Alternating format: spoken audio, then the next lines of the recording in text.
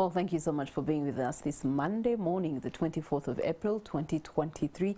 I am Priscilla Regina Naloga, starting off with scanning education sector budget cuts, which is our Kickstarter conversation this morning. The backbone of it is that the total financial year 2023-2024 education sector budget is projected to decline by 2.1% from the 4.11 trillion in the financial year 2022-2023 budget that was approved to 4.024 trillion in the next financial year, projected 2023-2024, and that is the budget call circular 2. This is going to be further worsening of the situation projected by the budget framework paper, which had only projected a 0.8% cut to 4.047 trillion Ugandan shillings, and that is for the education sector. Now, fears are lying mostly in the threat that is for new students who receive loan support from the Education Ministry in the next financial year.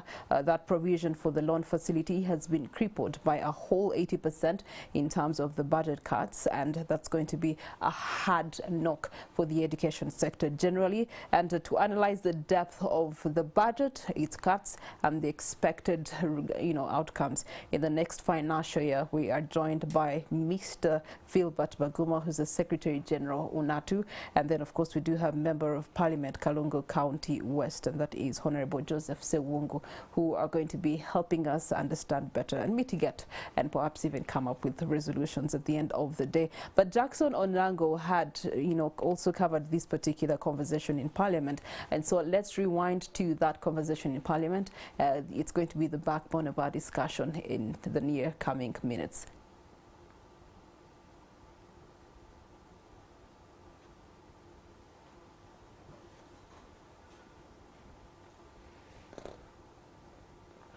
All right, as that is coming your way, allow me to introduce my guests for this morning, starting off with Secretary General UNATU, Mr. Philbert Baguma. Chris, again, you said that last two times he saw you, first time you were sad, next time you're smiling. I don't know what the state of yourself is this morning, but you can let us know how you feel this morning. You see, even if you are sad, keeping grume is disabling your life, and therefore we have to sometimes smile even when we are not happy. Thank you very much for inviting us to discuss issues that build the nation. And one scholar said, man begins to die when he sees what is supposed to be done going astray and decides to turn the eyes away. Yeah. Okay. All right. Good morning to you, Honorable. Welcome back from your long trip from the West. Glad that you could make it in time. Good morning. Good morning, Madam, our host, and the Philbert. This is my Secretary General of the Uganda National Teachers Union, to which I'm still a member, and I want to thank him for the work being done. Thank you so much, and I thank you for inviting us. Okay. All right. So let's pick it up from COVID-19. It did bring to light so many things that were underlying as pressures and necessities for conversion for the education sector to thrive and to be able to handle what is present-day changes in society globally. And of course, there was hope that we would see a different structuring in the education sector. Minimum to say we have seen it in the changing of the curriculum, lower secondary curriculum, and hoping for the upper secondary curriculum to also be sorted out, as well as the primary sections. But as that all is underway, Mr. Baguma, what was your projection of a better education sector between 2020 and 2023? First of all, I thought Ugandans had learned lessons from COVID-19. When COVID-19 came, it caught us off guard as a country in terms of planning, and it really exposed us. As if that was not enough, we are repeating the same things. Because you recall, when the schools closed on 20th March 2020, the teaching learning process came to a standstill, including in higher institutions of learning and universities. We could not move. And then we started firefighting, especially in the universities and the higher institutions of learning, and some innovations were made.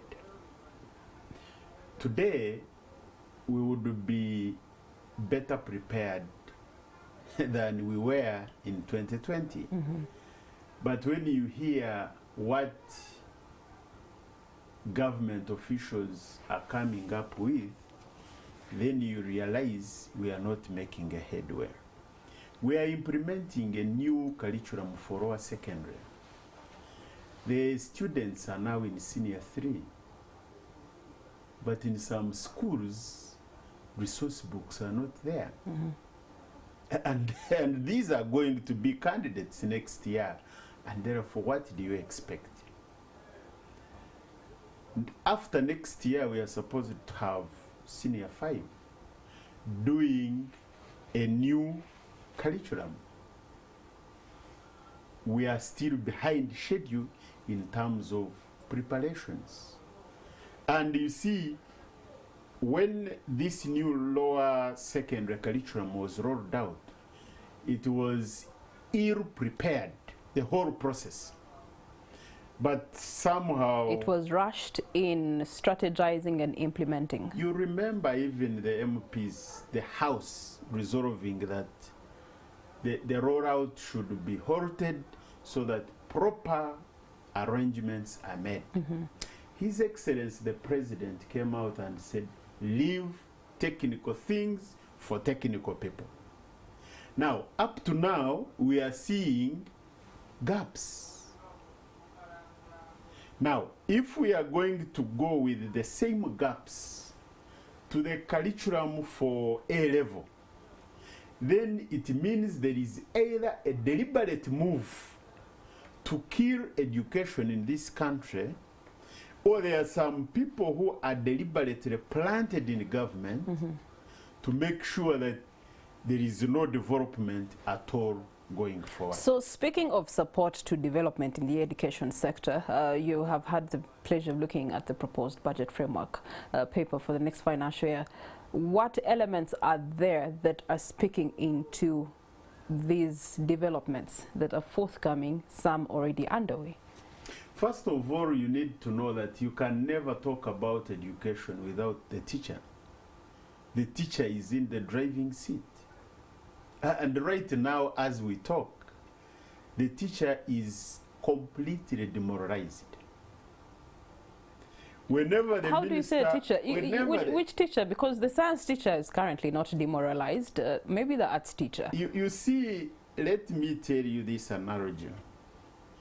If you are the only rich person in a village and the rest of the people are poor, you can never be happy, because anything can happen anytime.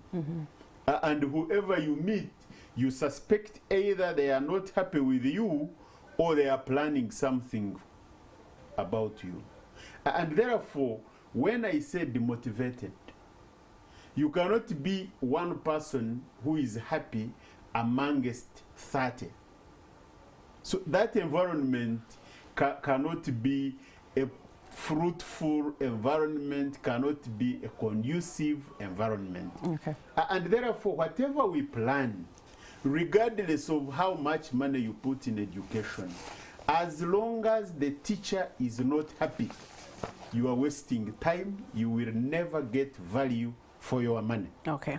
Therefore, the teacher question, the welfare question of the teachers must be addressed if we have to talk about efficiency, effectiveness, and we are looking for results. Mr. Seungu, in your honorary representing the people of Uganda in Parliament, this budget has come to your table amongst other members of Parliament, has had discussions, and there are reasons upon which you have proposed budget cuts in certain areas.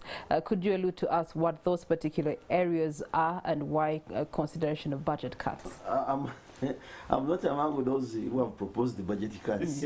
Actually, I'm against the budget cuts.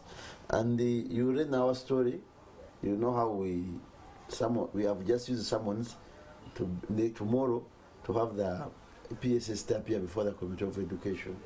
But I wanted to say something briefly before you say that. I could go to your question. Philibert is just polite to say that the education is going to die. We don't have education. It's not a collapsed system. It is a collapsed system and can never recover. And the only remedy the NRM government has is to intimidate those who are fighting to have it restored. Now, when you go to your question, the budget cuts, the Ministry of Education has had a very big cut of 80% of its budget. 80%. And among those key areas that are going to be strongly affected is the higher loan scheme financing board, where we have students who apply to this board, a new legislation, and they were given money to go to different universities. I think our biggest client is the Kampala International University, owned by Haji Asad Basajabalaba. Now, these students are already studying, and with the hope of getting money from the loan scheme, and after studying, they will pay back. And indeed, records show, because I've been on the Committee of Education since I entered Parliament, records show that those who have finished are paying back very well. Meaning, government is just lending the poor families, those children from poor families, to study. But even that money is no longer there. That's what we have. Capital development is not there. Now, when you go to recruitment of teachers, we have a big number of teachers who wait for interviews. And a number of schools in Uganda are lacking teachers, including newly built schools, those ones known as city schools. However, government says it has no wage bill for those people. But when you look at the supplementary we are fighting in Parliament, State House has 210 billion. It ain't long ago. And for it, whenever it is given its budget, it will consume it within the first 6 months of the financial year, and we look for other monies. When you go to Atiak Sugar, a factory or a sugar industry that's not there, there is money for it. Kira Motors, Lumoa, I hear Abubakar, this gentleman making roads in Kampala, 26 billion. All that is money that was taken. A UPDF, 81 billion to enhance salaries of scientists in the UPDF, and no senior officers in the army. So, education, there is nothing like a development budget. All universities, you cannot run a university world over without research. This is not a university. But in the General Museveni's government, that's the type of situation in his government. And indeed, he's enjoying his power. So, generally, the battle we have, we are saying you cannot, how do you teach a school without children? Some people have not taken interest in visiting rural areas. This Unatuman will tell you, there are schools in Uganda. A school has 500 children with 6 teachers. And among them, there's a head teacher. Not 500. And without a meal for a day. 400 children in front of one teacher, in a class. In a class. And they are very happy. You told them. And that one teacher is being stretched to be able to teach so many subjects, so that the school does not have to pay so many other teachers they can't afford. So there's infrastructure that you're talking about, then the support to infrastructure. Can I tell you one thing? When you talk about infrastructure, that's what you should believe in. All Ugandan UPE schools are condemned. If you have taken engineers to study the situation of schools in Uganda, they are condemned. It's members of parliament and well-wishers, after getting permission from the RDC, that are fundraising to build toilets in UPE schools. The politicians. you know what happened at Kololo. I was not among that. I was not part of that meeting where the first lady, the minister, refused to appear before the committee, but she summoned the committee of parliament at Kololo. The issues that were raised were all pertinent. So, what is your biggest investment as a country? The first investment of a country is putting money in education. Yes, because you want human resource. Education takes about number 4 That's why of the we are budget. here. That's why we are Security here. is number 1. So maybe you ought to be having a negotiation of extending some of your proposals to the security budget so that it's catered for on the I other was side. asking a child, a candidate, goes to P7 as you have stated, a difference between a fly and a mosquito. And this child was saying, Honorable, a mosquito can fly, but a fly cannot mosquito. These are the answers children are giving when you take PLE. And we are seeing people masquerading, moving around the country. They have led the country for the last 37 years. They have made development. Technical institutions have been constructed with nothing. He has told you about study materials. Can you imagine Minister of Education, study materials that are not given authority to any CDC to run them? I was in the parliament. The debate against the new curriculum he has stated, the debate had over 200 members of parliament, chaired by the National Speaker Rebecca Kadaga by then. And we all agreed on facts that were available by then, that we were not ready for the new curriculum. At what point were we supposed to be ready for this curriculum? Let me first have Mr. Bagoma. At what point were we meant to be ready for the curriculum rollout? You see, coming up with a curriculum is not an event. It is a process. And therefore, the process must reach a level when you are sure that you have trained the teachers, because you don't assume that since these are trained teachers and we have come up with a new curriculum, we are going to train them for 3 days, then they go and implement and also train others. Results immediately. And then you expect results immediately. You don't roll out the curriculum when you don't have resource books available, when the funds are not available to support the process. Now, this is a curriculum which was rolled out, but the resources were not enough. They had only trained about 4 teachers per school. And remember, after the first... And was that across the entire country? Of course not. And now, hardly a month into the implementation, lockdown came in, schools were closed. So you can see the dilemma. Otherwise, if the process begins, you have trained the teachers, the resource materials are available, and then you are good to go. And you say, we are now moving, the other issues can be handled along the way. But you haven't trained the teachers. You have no resource materials at hand. And then you are saying, we have to roll it out.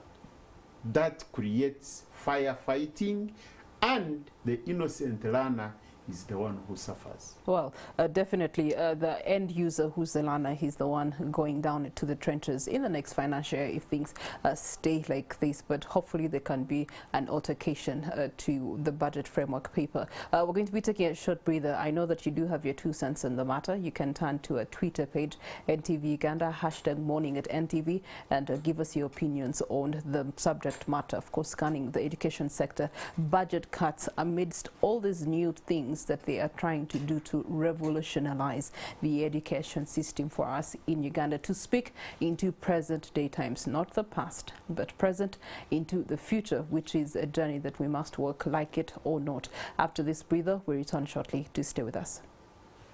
At NTV. Well, it's a very debatable morning here at Morning at NTV, focusing on the education sector, the pros, the cons, the plans, and the support for those plans to become a reality if we're going to have a future that is education. Already, Honorable has said that the education sector collapsed a long time ago. We're trying to have it resuscitated by the different moves, such as revising the curriculums on different levels. However, that is being suffocated with what is presented in the budget framework paper for the education sector. Speaking of which, we do have some stories that we actually want to give you so that you understand better the core embedment of this conversation, and then later I will return back to studio with my pundits to continue on with the debate that was on the floor. Of course, you can also share your opinions, hashtag Morning at NTV on Twitter and also on Facebook, so that we can voice each other out and come out with a resolution at the end of this dialogue. Let's take a look at those stories. Since 2014, students pursuing science courses have had access to a loan facility offered by the Higher Education Students Financing Board. However, owing to an 80% budget cut suffered by the education sector, the scheme could fail to take on new students. Instead of 27 billion, only 5 billion has been provided. This means that those who are already in universities may be discontinued. In 2021-22, the board was allocated 41 billion shillings, of which 32 billion shillings would be provided by the Treasury from the Consolidated Fund. However, only 16 billion was released. The amount budgeted for the board was revised down in the 2022-23 financial year to 33 billion shillings. For the 2023-24 financial year, only 10 billion shillings has been allocated to the scheme, leaving a funding gap of 20 billion shillings. I don't see when the population of the country is growing and when the number of children going to school are growing, and then you cut down the budget. This one means there is economic and social sabotage. Education budget should be regarded even more than defense. Scheme is for the child of the poor, and they are the majority in this nation. It's only the children of the rich who get government sponsorship because they can afford good schools. Now, if at all this peasant's child has, they even say there will be no any more release, no any more recruitment for loan scheme, I am bleeding at my heart. The Education Committee has recommended for Parliament to reinstate the education sector budget. For the loan scheme, they suggest the need for the allocation of the cut 20 billion shillings in addition to 14 billion shillings owed in arrears to universities. For the Speaker and members, there is a big problem here. The board has not been provided with funds because of those cuts, and the universities are threatening to dismiss the students from their studies. Also recommended is the allocation of the funds of the 4,000 students sponsored on the national merit system to be channeled towards the loan scheme. We have realized that most of these, the 4,000 students who are admitted on merit to these universities, are from the high-notch secondary schools, which are charging a lot of money, and therefore the students that qualify from there are students of the rich, and the students of the poor remain disadvantaged. The Finance Ministry states that the budget cut has been necessitated by the reduction in the discretionary resource. Right now, Mr. Speaker, our technical teams, I have instructed them to analyze and pick out these cases. These are some of the areas which the co-agenda will address. Jackson Onyango, NTV at Parliament. How disrespectful can a technical person be? Parliament's Committee on Education and Sports has adjourned its sessions more than thrice to allow the Permanent Secretary at the Finance Ministry, Ramadan Gobi, to appear before it. I'm suspending the meeting for 15 minutes for him to come. Yesterday, another meeting aborted when Ministry of Finance officials did not honor the committee's summons. Closing a public office for 2 days because of one person, there is a very big concern. There are people there who are supposed to be served, but these people have been here since yesterday. Even the appearance of Finance Minister Matia Kasaija before the committee did not make any difference, as the members were specifically interested in Gobi. The request for Gobi to appear in person regards the gross budget cuts they are holding him responsible for. The PSST should be here himself, since he's the appending signatory of budget cuts.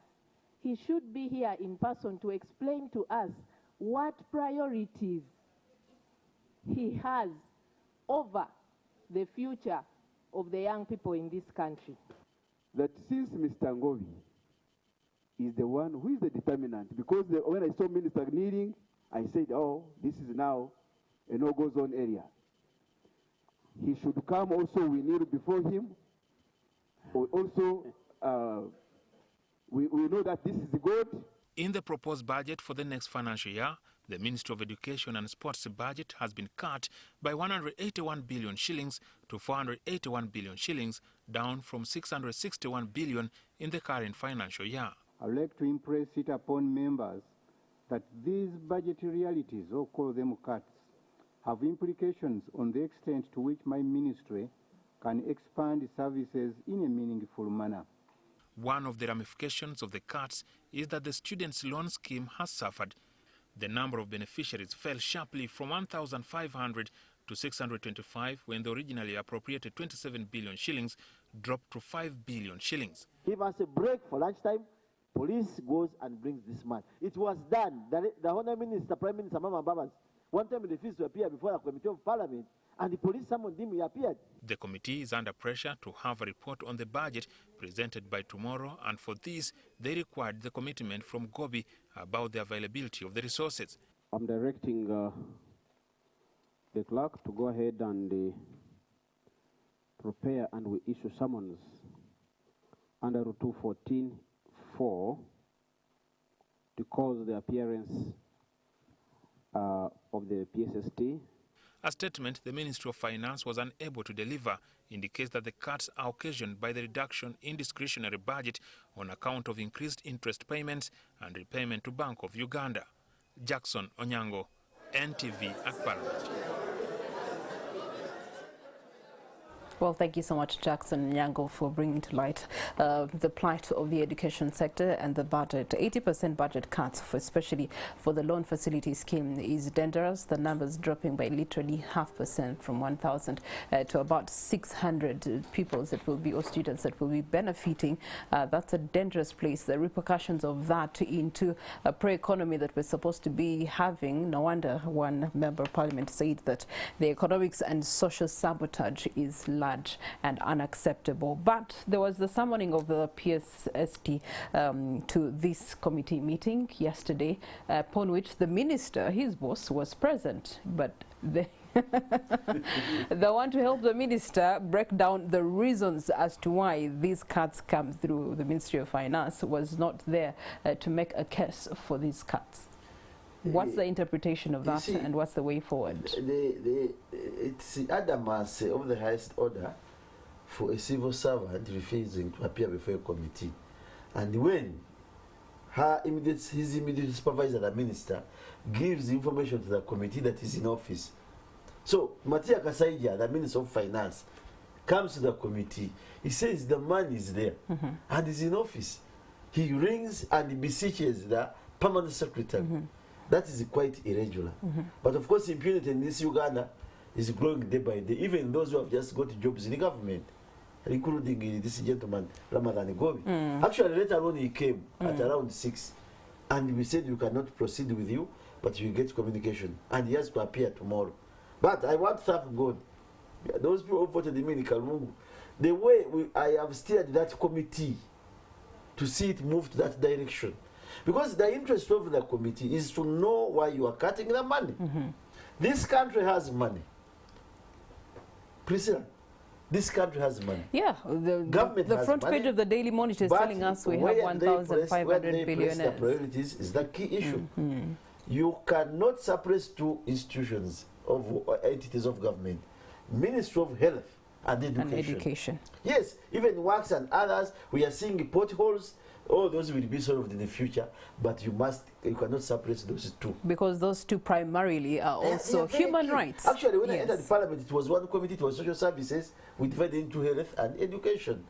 But here you are having a permanent secretary, and the inside information we have is that they had agreed not to cut the education budget. Mr. Baguma, with your side of this conversation, what are you hoping this engagement will build forth in terms of resolutions to the budget, instead of cutting, and perhaps consideration of remaining as budgeted for the next financial year to aid the progress of the education sector?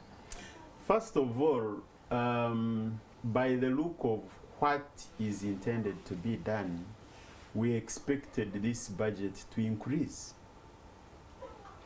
First of all, these students who are getting loans are students from the poor.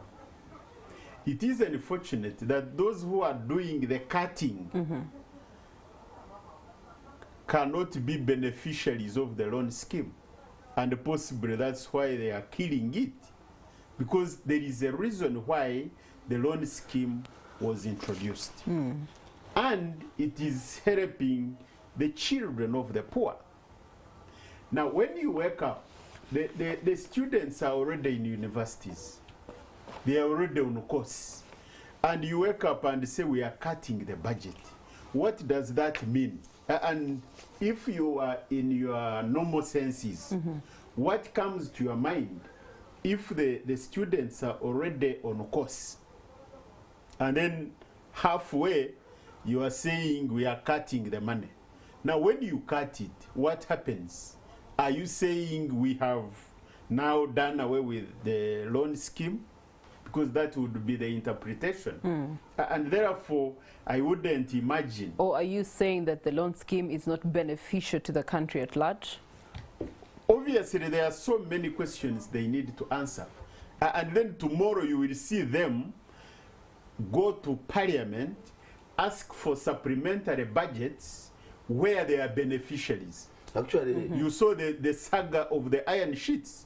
There is no minister in finance who is not a beneficiary. That means they put money where they are beneficiaries. And Ugandans should not just go to bed when things are going astray. You cannot deliberately kill education and you think you have a country. It is not possible. Okay, but let's be realistic on a wholesome frame here. We're seeing budget cuts for so many other ministries. It's not only the education sector that is suffering. The best line of it is that the tax base is narrow to cater to what the desires of each ministry are. So if we are going to go by that, it's going to put a lot of pressure on the taxpayer and the tax collector in order to feed and support the budget. So it's a rock and a hard place, Honorable. Something. We have fought hard to get all those sponsored students elsewhere to put all the money under the loan scheme. Already we have what we call state house sponsored students.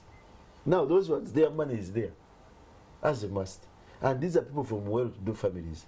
But they are sponsored by State House and General Museveni's. Of course, when we talk about State House, it's a common knowledge that is Museveni. Okay? Now, none of us is saying that the education budget should not be cut. But a cut of 80% is too much. And we look at those key areas that you cannot avoid. There is no way you can dodge a recruitment of teachers. Let me tell you something. Philibert has not told you. As we talk now, all teacher training colleges that have been recruiting teachers for primary teaching have been closed. And it is the government that came out saying that we want all teachers to be holders of bachelor's degrees to teach in primary. Now, National Council for Education has never created any course for that kind of course for teachers. And in the next 5 years, 6 years, we might end up having no teachers elsewhere. We got this loan scheme from Tanzania. We went to Kenya. He was among them who visited that country to look at how that scheme is running. But you see, Honorable, if we're going to be put in such a place, ironically, then to look for loans, who's going to be paying those loans? But I've told you these students are paying this money. The loan scheme. They are paying, they are studying and they are paying later on because they are needed. And this is clear because the government has reduced on expenditures of education. When you talk about study materials, what do you need? The curriculum, there are things you cannot avoid in education. By the way, I can have a class and a tree where the facility and children will pass. But in the Uganda situation, those under tree are even sitting on bricks. They have no chalk, they have no marking pens. You visit these UPEs, you know what is happening in this country. But they have just celebrated 25 years of UPE education. And 25 years of UPE where government is paying 10,000 shillings per child per year. Per child per year. And that means that a child is studying per term around, government is paying around 1,500 shillings per child. Parents were paying above that. Parents were paying above that. And we have seen people establishing private schools in rural areas in houses where parents are paying 30,000 per term and children are studying without trained teachers. These are irregularities that we must correct as a country. Rwanda has UPE. Kenya has UPE, even Tanzania has the same. But a child in Rwanda, their government is paying $60 per child per term. $60. But Uganda, 10,000 shillings per child per year. And why isn't that changing? Why isn't there an increment in catering to that child's proper education? Even that 10,000, education? I first went to court because they were paying 8,000. It is on record. But that's the willingness of government and the steady progress, wealth creation. Is that the willingness of government, that's or the willingness they of decide government. and no because one there in your is seats no are willing government that to is serious challenge it? that will ever sit and wait for the development of education in the systems. Speaking of development of education, Mr. Baguma, we've been seeing a number of misunderstandings recently, recalling the standoffs of teachers due to salary discrepancies. The arts teachers to debt, the president coughed, everyone calmed down, went back to their seats. You know, so we were expecting that that should be reflected in this financial year. After all, they have quote unquote planned, but so they're demanding for more pay. You're looking at your science teachers. I don't know if they're happy with the increment that they got and receiving of it thereof, and what a difference it has been making. So, and there are also other challenges in between there, the welfare that you mentioned earlier on. So this whole cycle of challenges in the education system is not going to be answered by a mere budget, is it? First of all, when we talk about salary, we are not looking at teachers alone. It is the entire public service. Because salaries cut across. But it becomes worse in a school environment, because this is where the teachers sit in one staff room, the teachers exchange lessons one after the other, and that is the complexity in education. Recently, the cabinet passed a resolution that going forward, schools will no longer prepare meals, that children will no longer pay even a single coin. I expected a reflection in the budget. There's some government that is saying that each child must take a cup of milk, but that cost is being put on a parent. Now, if you are putting a cost of milk on a parent, isn't that payment? Those are double standards. They take decisions as if they don't live in Uganda. First of all, it is practically impossible to think that every parent will pack food for the child. Practically impossible. Two, why would you force children to eat cold food when you cannot eat it at all? For you, you are on warm food, hot food. Then you want children to pack food using local materials, where by lunchtime it will be cold food. Are you looking at their health? That is an assumption that every Ugandan has a food flask where to carry this food. So you are looking at a number of issues. Now, cuts might be there, but what do you reduce? If you say you are not going to recruit teachers, who is going to teach these learners? I have told you we have cases.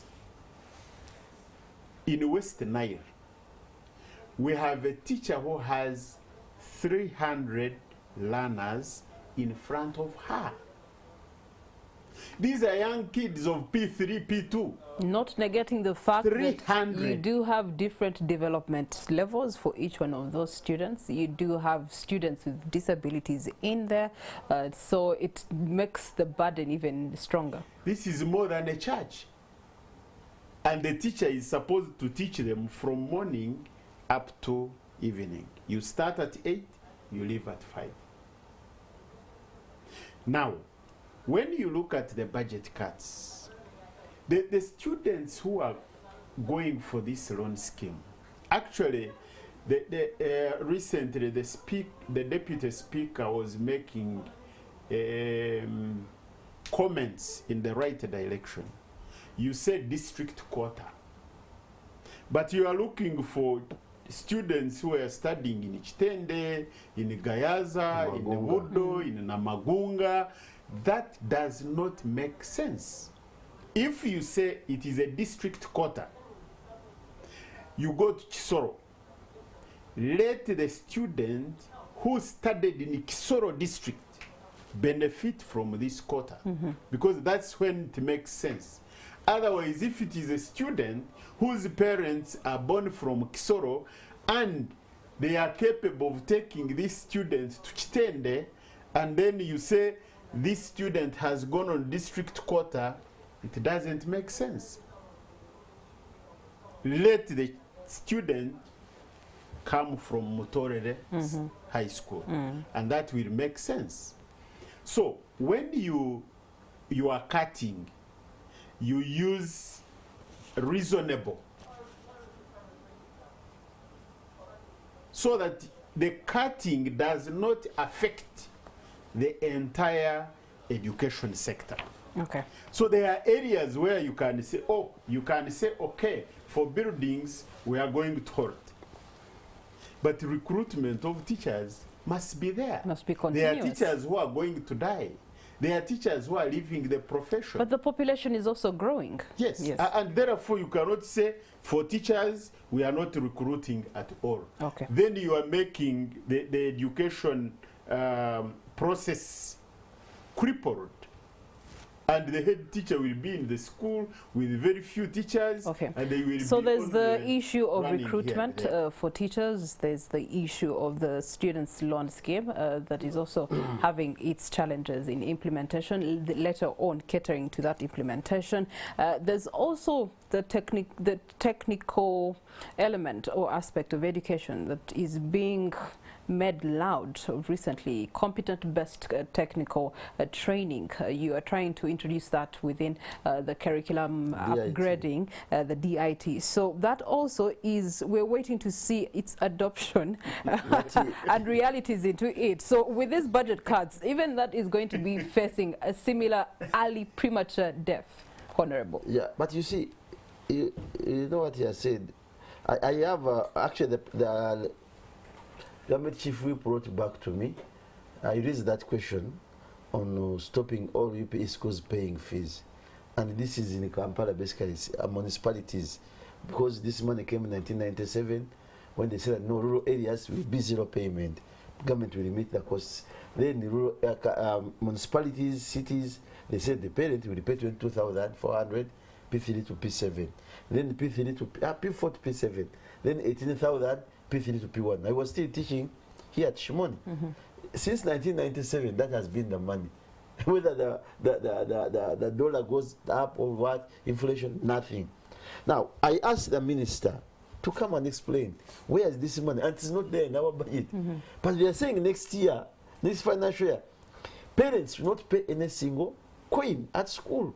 Meaning government must meet the cost of what parents have been paying. Meaning it should already have a stream from which it will be getting what this. parents have been paying is what government must come in to pay. Because in Kampala, you know the cost, transport for teachers, housing, electricity, water, mention everything. That one is there. I'm waiting for an answer for minister to respond. May I got my copy from the chief whip? Because he writes to me, my question I've asked on the floor, to be responded, then I rebut. We go to, I've told you that UPDF, they have given them 86 billion to enhance scientists in UPDF. Those are, you know, the man fears UPDF so much. But I have raised the number of arguments. On my phone, I have over, I don't know how many teachers. He will also tell you, science teachers. They were abusing me from morning up to evening. But one time I asked a teacher, Mr., you are attacking me on my WhatsApp. What language are you using on your phone? He said, I'm using English. Who taught you English? It was a teacher. Was he a scientist? No. In which school are you using science to teach other than language? There is no single child in Uganda who fails English and will get a second grade or a third grade. It has failed totally. But those are the imbalances this government is doing to education. Let us look at the results. People don't read the comments of your name. They give reasons why students have failed. And one of the major reasons is reading and interpretation of questions. Because the teacher meant to give proper guidance and teaching of those areas is the humanities teachers. Is a humanities teacher. And he's having a very huge stretch of reference. And let me tell you, I am a professional teacher. Primary, by the way. Teachers can kill children at will, and they will attend class, they will keep there, you will see them on the blackboard, they write on the blackboard, but when they are not teaching. Because of unhappiness and marginalization, not being motivated. And for you still continue intimidating them. You see the Prime Minister, he's going to deregister you not to. You know, they reached a stage of deregistering you not to, because they were fighting for their rights. Fearing picketing alone. So that's the situation we are facing.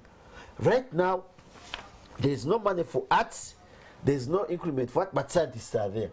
But these people cannot teach because we have what we call subject integration. Every subject runs within another. That's how we teach children. So generally, the attention is on the government entities, UPDF. Okay. And we know the reasons why UPDF.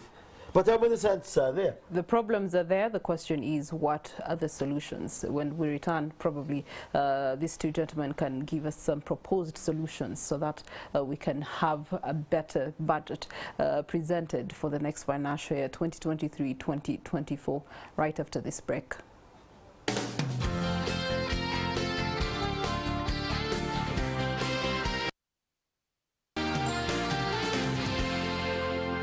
Watching Morning at NTV.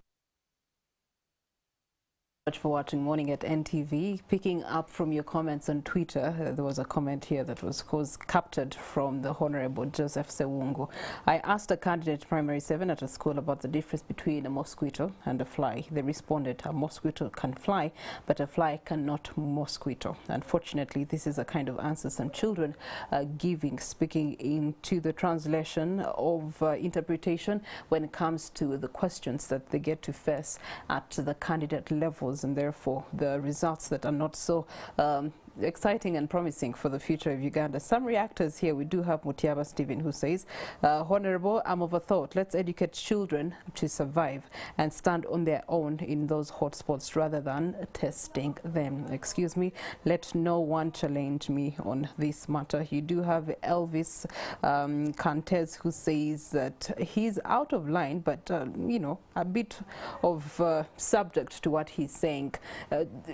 This speaks into the necessity of revising the education curriculums that are present, which is also being clamored by the conversation that we're talking about. Honorable, let's look into the resolutions that came out of a meeting where you did have the head of the Ministry of Education, the First Lady, Honorable Janet Kataha Museveni. Some resolutions that came out of that meeting that she had with senior members to be able to push forward a better education system. Are they appealing to you? So highlight to us what they were and how appealing or unappealing they are. I didn't attend that meeting, and I was against it, and still I'm going to raise it on the floor of Parliament. Ministers summoning committees of Parliament. You saw what happened with the Presidential Affairs Committee on the issues of the iron sheets. They are going to every minister's office, committees of Parliament, who have powers over the High Court. The resolution, there were no resolutions at Kololo. Actually, the intention was there may not be resolutions satisfactory to you, but they came up with actually their responses, but none of them has a tangible result. For example, at the end of the day, of course, the loan scheme, the science issue, you know, we have talked about the quota system. There are districts in Karamoja, northern Uganda, in northeastern Uganda, where there is no school of A level, meaning that district cannot have a district quota. If there is no school of A level where children sit for senior 6, how do they go to Makerere or to any other university? So generally speaking, this was a mere visitation and meeting with the minister because she has taken long without appearing. And the condition was have a COVID test, go there, leave your phones behind, and meet the first lady at Kolo. And that's another expense, by the way. It can go to almost 400 million, that particular meeting, which could be beneficial to a district like Kalungu, catering for UPE schools. It would be very good money for me if I got it. I would be the happiest. So generally speaking, the issues of education rotate on budget allocation and fair treatment. Once you don't achieve that, it's a wastage of time. And the willingness is not there. Their priority is not on education. I can say this emphatically. This government has no interest in education, but has just interest in convincing people, believe that they are doing something good. The last time we had achievements in the education was when Amama Babas was the Prime Minister. He knows it very well. We agreed on 100% increment, and they at least they spread it out 15-15, and it was realized. That was the time. Otherwise, as we talk now, we shall continue quarreling, pushing. If National Curriculum Development Center is not strengthened, you can visit that place, where the home of breeding, knowledge for education, curriculum. You see how it looks like, and the type of education that comes out of it. It definitely it has a lot of words and experience. What is actually happening? Speaking of the same of the institute that was once the pride of Africa in producing creme de la creme of professionals across not just the African continent but globally. I'm talking about Makerere University, recently having marked 100 years of existence as a university. But it used to be top 3 amongst the region. It used to be top 3 in Africa. Today it's not, it's barely making it amongst top 10, and yet it's trying to be converted into a research hub for the African continent. Now if it's at 73 as he's That's what I read somewhere on Twitter. Then surely what's the reflection on that, on the hope of the entire scope of and spectrum of education, Mr. Philbert? Yeah, first of all, as a government, we need to set our priorities and know what we want. Right now, our priorities are politically motivated. That's why you see government brought a law that discourages supplementary budgets. Someone goes to parliament with a supplementary budget of things that are not going where they are intended to go. You are leaving the institutions stuck. Because any university that is not investing in research will definitely not make a headway. You have seen universities running on very little money from government, and now it is going to be worse because the money goes through URA, and it is URA to give them, and therefore it will only give them once they have sorted out the political priorities. And therefore, we are not making any headway to get things right. So that explains why.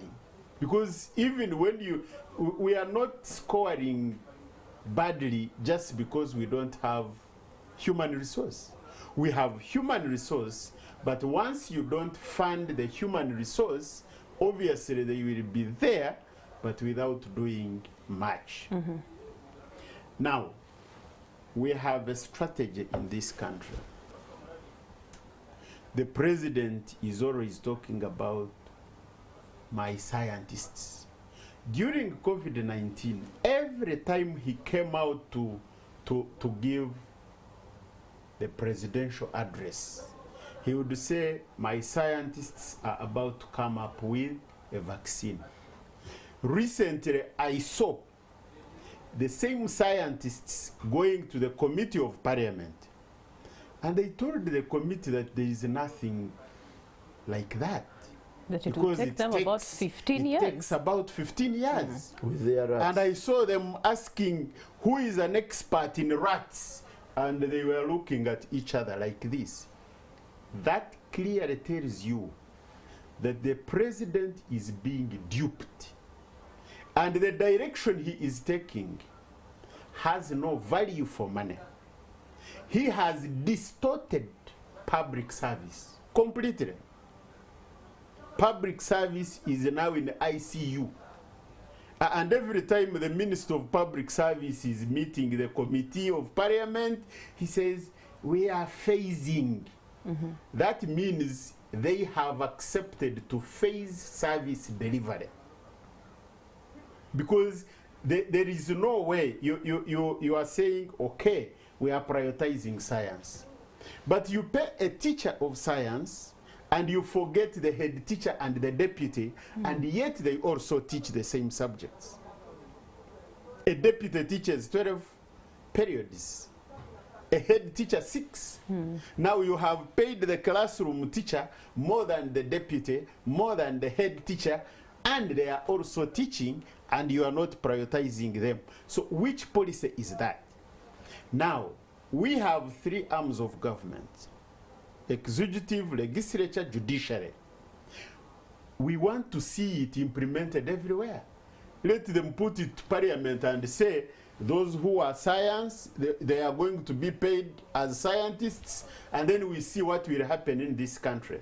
Take it to judiciary, and we see, and you don't see whether all the laws will be brought on the table and interpreted in the best way possible.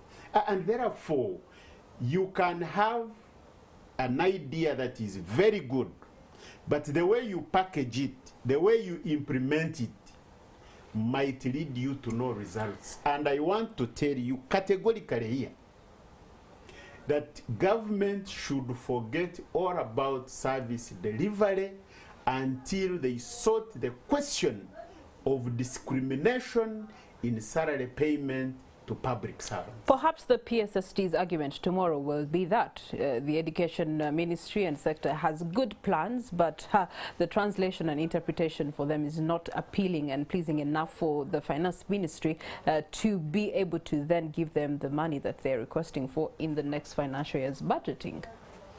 I don't want to put words in his mouth, but let us wait to see. But you see, one scenario I would give you, there is no parent in this country who will opt for a school paying 1.5 million per term when the government school is paying 50,000, but children are passing. They are very interesting scenarios I've enjoyed in teaching, because I taught in the rural areas. You find a child in Kalungu. This young man he first goes for water fetching in the morning. He runs a number of miles to school. He gets there, teachers are not there. He studies for 7 years in that kind of situation. My son in Kampala is driven by her mother to school, and I'm paying money, Kampala Junior School. At the end of the day, my son gets a second grade 13, and the other of Kalungu gets a 13, who has been running to school on foot without meeting teachers. So where is the cost implication? Meaning the other child is better than mine. With all the facilities mine has got. So the attention we need to give is on those particular children and the schools of government. You know, education now has been taken up by private sector. And they are those determining the type of teaching. And neither is it being scrutinized by government. And government at that, you have allowed them to influence the private sector. The other day, my nephews were coming, but Auntie Priscilla, money for this, money. And if the entire time they're asking if money for what? I asked myself, how is it contributing to the ABCD I fought against the closure of Shimoni, that school there. But my fight was, majority ministers were teaching children from that school. And they were paying 30,000 per child per term under EPE. And we were teaching children. I fought. I had a very strong battle until I was won, and the school was taken to Kololo, where it has been put into limbo. But look at the situation where the private sector is managing education at the cost of government. That is impossible. That's what Kenya has refused. And perhaps that's what's weakening the government in focusing on the budget. So what are the recommendations thereafter? Because if you do have the private sector making it look glossy, that the education sector is growing and moving in the right direction, why do you expect them to put money in there when they can have 1,500 billionaires put money there? Education was killed long ago and can never be recovered until regime So what is the way forward and what are the recommendations, especially for the next financial year? You have no way forward. The one we are trying to fight is getting a PSST to explain why he's cutting the budget. He's cutting the budget of education. You have seen his adamancy on set. But has he committed to come for the meeting tomorrow? But he's under summons. You know what's meant by summons? These are summons. Police is summoning him to Parliament, and indeed, if he fails, then we shall fight another. But I will win that war. By the way, I'm good at winning battles. Because making him appear. He even came that evening, though he could not even say a word of apology before us. And I can tell you the information is so deep about rotating around him. But for us, what we are saying, let us fight for these people, UNATU and other sectors. Because at the end of the day, it's the children who are going to suffer. Once you don't get, our motto is when you educate a child, you educate the nation. Yes. Educate a child, you educate a nation. But now here we are killing children. I don't know. We did the time, Priscilla, can you give me your crew? We take a visit. I'm inviting you in Kalungu. We give it a whole day. We visit the schools. You see the situation. Because when you say these things, people think we are telling lies. And indeed, it's the screens that we show facts. I am a professional. I'm telling you I was a licensed teacher. Licensed after my A-level. I taught as an untrained teacher. So when I talk about education, I talk about it with passion. These are the challenges we have. But what's the way forward? You don't have a minister who does not appear in government, doesn't sit in the office. I also want to meet the Minister of Education. I go to Minister of Education, but I don't know where to find her. Should I ring her? Is that politics? I don't agree with that. Should I meet her in the Committee of Education? Impossible. For summoning me, I can't. Because I know my authority. You see, I'm a presidential material as well. A legislator at my level, do you think I cannot in this country? Then I should not be sitting in that house. We have to convince Parliament. We have to tell members of Parliament. The situation in the whole country is the same. When I convince them in the caucus, you take them for caucusing, the repercussions will come out after UNEB has given examinations to children. Okay. Because UNEB will never set what was not taught and not prepared under the curriculum. But here we are, Philbert has not told you, there's what we call thematic curriculum. That curriculum was meant to teach children in their local languages from P1 up to P4. Which school is teaching it in Kampala? Children in nursery school are studying English, pure. They are reading English. And yet you want them to study Swahili, which is because the first foreign language. So Swahili is nowhere. They are not teachers for Swahili. And even if I went to school and I had options between German, Luganda, and French. If you want to them, because of privatization of the sector, you don't even have that privilege it's anymore. Not there, and the schools which are trying to teach it, they are using those elementaries they call themselves international schools. That's what they are. You know, like I told you, the decisions of cabinet are not reflected in the budget. Cabinet approved the teaching of Swahili. We have teachers who have qualified in the teaching of Swahili. They are not deployed. Now you are saying no recruitment of teachers. Then what is the essence of the approval how do you implement Swahili, and how are you going to implement it? So you see, it is a disjointed kind of arrangement. Okay. And the people who feel for this country must really be on their knees to see the direction we are taking. So in conclusion, feeding into the budget expectations and the meeting that will be expected tomorrow, Mr. Baguma, what do you recommend be done to ensure that, yes, the cuts are inevitable, but to what extent can we accept them for the education sector, for which an educated child is an educated nation? You see, government is like a human body system.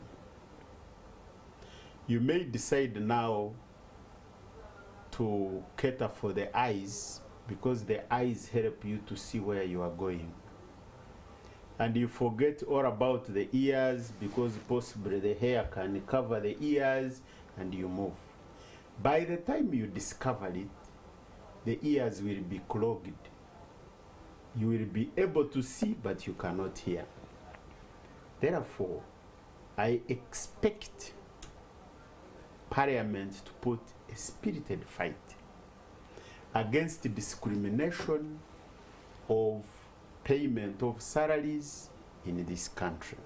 Okay. And if they fail on that war, and actually I want to thank them because they made the resolution. But you see, I want also to implore Honorable Sewunga and colleagues. The legislation should, in a way, give more mandate to Parliament, arm of government, because they make resolutions and the executive ignores them, which is very unfortunate, because these are representatives of Ugandans. And therefore, if they can recommend overwhelmingly and executive ignores, then there is going to be a problem. Okay. And when we look at public service is equal to service delivery. So the moment public service is silent, by the way, when you see people not talking, don't think they are happy. But not everybody will talk. Now, public service is in ICU, I want to repeat it. And if I were Honorable Muruli Mukasa, I would just resign and go home.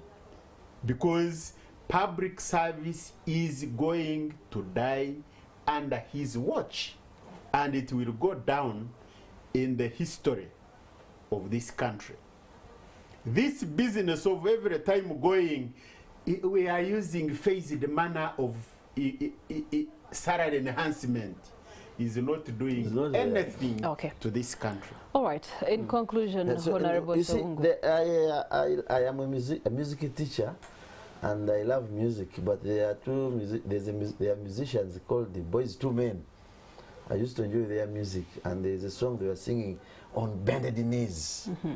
Ugandans, let us go on our knees, and we pray. If we go on our knees, okay, maybe pray, but if we go on our knees and, and protest some of these things, we're going to end up in prison. No, we should go on our knees and pray for this country. He has talked about members of parliament. How do you, we are very strong. We are legislators, but we don't know our powers. Once we make a resolution, it cannot be overturned by cabinet, because we are the ones supervising cabinet. And I pray that ministers should, God comes to their vision.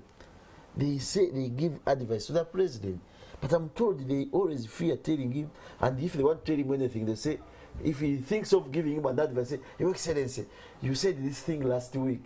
So once he says something like that, you know, say, oh, am I the one who said it? Then that should be implemented. But they cannot say it directly to him. That's very dangerous. So we need to pray to this country. We have to pray to God to rescue Uganda. Okay. To rescue Uganda, and I ask Mr. Philibert and the Uganda National Teachers Union kindly come out again with another spirited fight on the issue of primary teachers.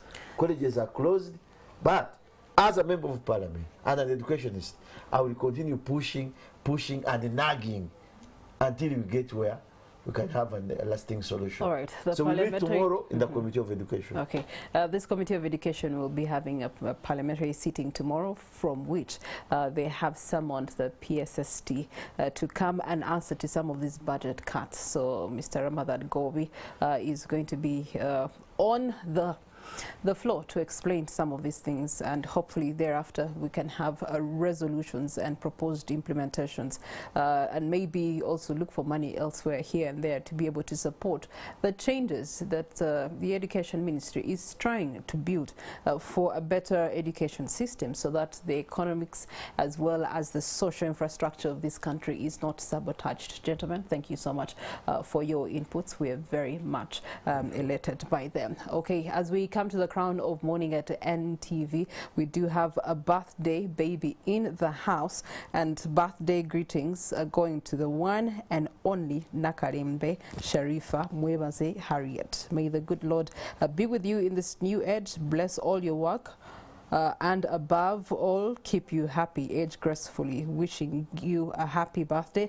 And this is coming in from your pal Francis Nilo, and also your family and friends. Happy birthday to you. Well, on behalf of Chris Igenyi and myself, Priscilla Regina Deloga, we wish you a good day. Turn to our social media platforms for some of these conversations, and the entire clip, you can get it on our YouTube channel, NTV Uganda, for more depth analysis. For now, have yourselves a good day.